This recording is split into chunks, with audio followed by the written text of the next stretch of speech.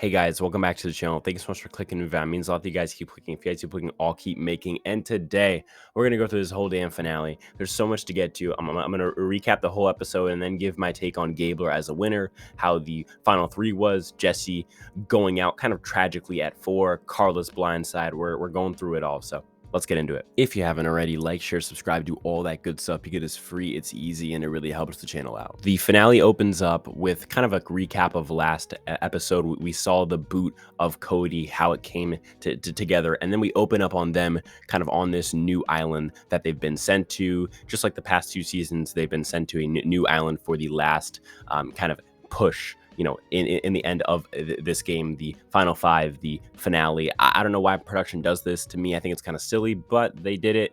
And we did get a nice little scene here at the start where each of them kind of talked about where they feel like they're at in the game. We saw Gabler kind of talking about how his position is kind of hiding in plain sight, and he thinks that he has a good chance at winning because no one has their eyes on getting him out. Owen's kind of in disbelief that he's even there because he's played such an abysmal game to this point and been left out of so many votes, and kind of realizes that he has to play perfect from here to the end to get a win. Jesse sees his game as like subtle up to the point where he makes the crazy move against Cody. He even calls the move like historic. But he knows that he has a big target on his back here. Cassidy's been on the right side of every single vote, at least what she claims. And she thinks that she's the only one who's made the correct moves at every single step. She feels like she's played a very safe game. And Carla is struggling with her injuries, talking about how her hand hurts and everything hurts, but she thinks that she's kind of persevered past her threat level and also her physical ailments and injuries, and she feels like she needs to be considered for a win because she's been competing very hard. So that's how we kind of start out. They're all on a cliff, kind of reflecting, kind of an old school type of moment, and I did like seeing that. We then see a boat pull up with a note, and it's basically a word scramble for each of them. Once they finish the word scramble, they then get a clue to an idol that's hidden on the island, and they can go look for it. It's supposed to be pretty easy to find, and the hard part's really the word scramble. So we see Carla finish first, but because she has a bum leg and her whole body's just failing her, Owen finishes shortly after, kind of chases her down, and it's basically her and Owen, you know, facing off. Everyone else can't solve the word scramble, especially Gabler, who's having a lot of trouble. And so we see Owen and Carla kind of looking. They both have the same idea that it's in a dead tree that's on the ground, and they're both kind of looking in trees until eventually they kind of both see it at the same time. But Carla has a better idea of where it actually is, you know, more specifically, and so she grabs for it and gets it, and Owen is 2 feet away from Carla when she finds this. It makes him so mad. He's so angry that he couldn't get it. He starts smashing coconuts. He starts throwing shit in the ocean. He is so mad that he could not get this advantage. It turns out that it's an advantage at the final 5 challenge, which of course he doesn't want because he, along with most of the people here, want to get Carla out here for this final 5 vote, and she has to not have immunity for that to be the case. So he's very frustrated with himself and how this had gone. At the challenge, we see that Carla's advantage didn't really help her that much. Owen's happy that he had won because Owen wins this challenge here. He has the necklace for 5, which is very, very important because now it leaves Carla open. So Carla starts to scramble. She kind of tries to strong arm Cassidy into like keeping her. She's like, well, you know, if you vote me out of the game, Cassidy, then I'm not going to vote for you on the jury. And Cassidy is like, I don't like the way that she's talking to me. So then Cassidy kind of talks back to Carla, and they both kind of have a little jabbing session. Carla then tries to like flop the vote onto Jesse, and Carla's just a mess here. It's not looking too great for Carla, and they get the tribal, although there is some talk of possibly Jesse playing his idol for Carla, keeping her, and then they idle out Cassidy, of which they actually had a live tribal at 5, where Carla and Jesse kind of discussed this at tribal in their little huddle. In the end, it was smart of Jesse not to do this because everybody voted for Carla except Carla, who actually put his vote on Jesse after all of that talk. And so if he had played his idol for Carla here, trying to kind of get like cute with it, he would have idled himself out of the game, with Carla's vote being for Jesse being the only vote that actually mattered, which is to me just absolutely insane. Like the fact that Jesse could have single-handedly idled himself out of the game. But luckily, he doesn't do that. He plays the idol for himself, of which the jury is like, whoa. And this, of course, further raises his threat level here as he's made yet another flashy idol play here. Again, both idols were not his and were not found by him. It's actually revealed in this tribal that he got it from Janine, and Janith's mouth just drops. She's like, oh my God, no freaking way. She feels like an absolute idiot.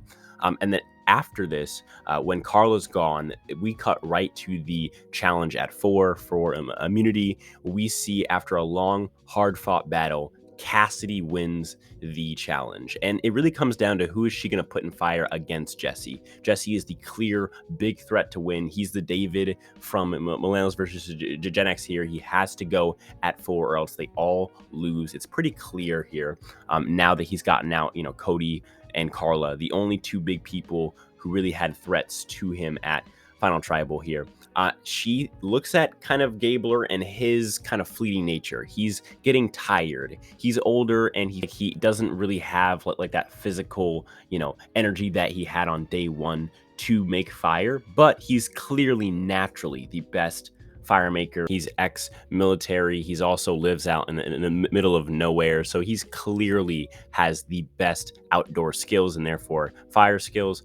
But again, he's tired. Owen is much different. Owen's feeling really, really good right now. He feels energized after winning the reward and having stake at Final 5 with Cassidy. And so he seems more energized and has looked to be decent at making fire, but he doesn't have the natural skill that Gabler has. And so in the end, Cassidy decides to put Gabler up against Jesse, and it really isn't even close. Gabler breaks the record for fastest fire made in the history of the show. He does it in 4 minutes and 9 seconds, and Jesse goes out here. It's a crazy scene. It's hard to really describe as like a person on YouTube. You kind of have to go watch it, but essentially Jesse breaks down here. He absolutely breaks down crying, saying that, he felt like he was doing it for his kids and his wife, and he was this close.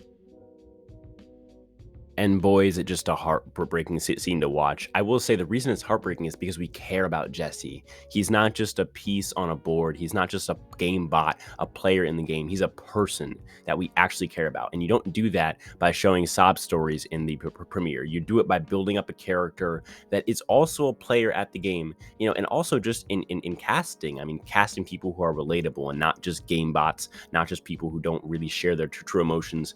We felt like we got connected to Jesse, and I think that it's very impressive what they did here with Jesse and Cody and their bond, and really giving them both very rightful payoffs. So I will say Jesse's boot here, although heartbreaking, is very, very fun to watch. We then get to Final 3 here, and going in, they all feel pretty confident. Gabler says that he feels like Cassidy is the champion, that Owen is the underdog, and that he is the outsider. So going in, I think Cassidy felt like the favorite. We were getting a lot of confessionals from Cassidy about what she thought that she needed to do. We heard from the jury and like a jury speaks type of session where we got to hear what they wanted to hear from each player, and they really wanted, for the most part, each of them to own up to their game and really show why that they made the moves that they made, specifically whether certain moves were intentional or just accidents that look